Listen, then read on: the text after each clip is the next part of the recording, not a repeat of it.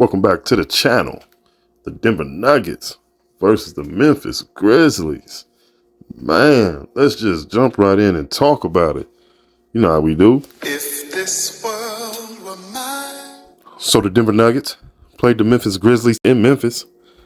Man, that was a really good game for the Nuggets. That was a really good game for the Nuggets.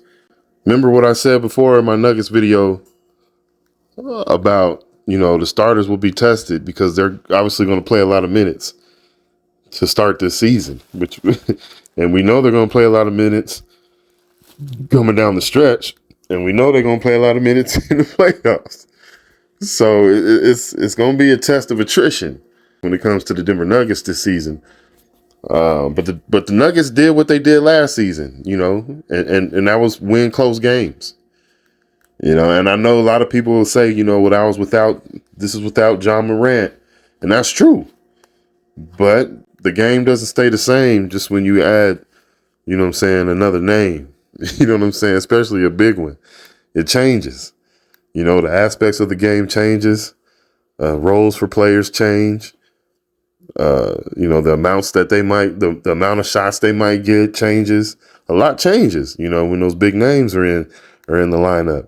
You know what I'm saying? So no telling what it would have been like with Ja, but nonetheless, it was a good victory for the Nuggets to kind of test themselves. Like I said, Jamal Murray is out here, trying to make it be known. He is that guy, and he did a really good job in this game of holding the fort down, kind of not allowing things to get out of hand. Got him. Because that was, again, you got D Rose coming at you. You know what I'm saying? Crowd going crazy. D Rose making buckets. You got Marcus Smart, doing what he does. And then you got Jared Jackson Jr. knocking down threes. Woo.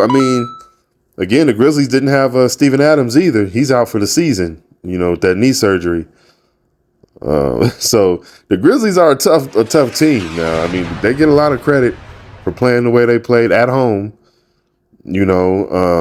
really hanging their hat on defense. They really tried to dig in on defense, when you have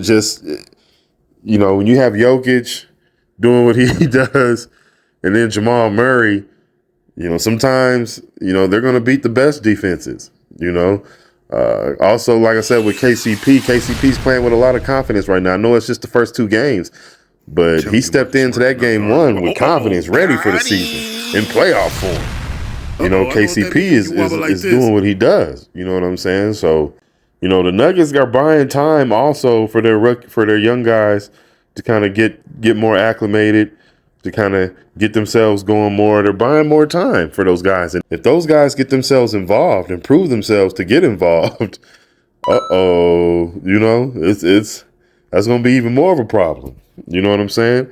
So, man, comment down below. Let me know what you guys think about this tough game for the Denver Nuggets as they beat the Grizzlies 108 to 104, I believe it was.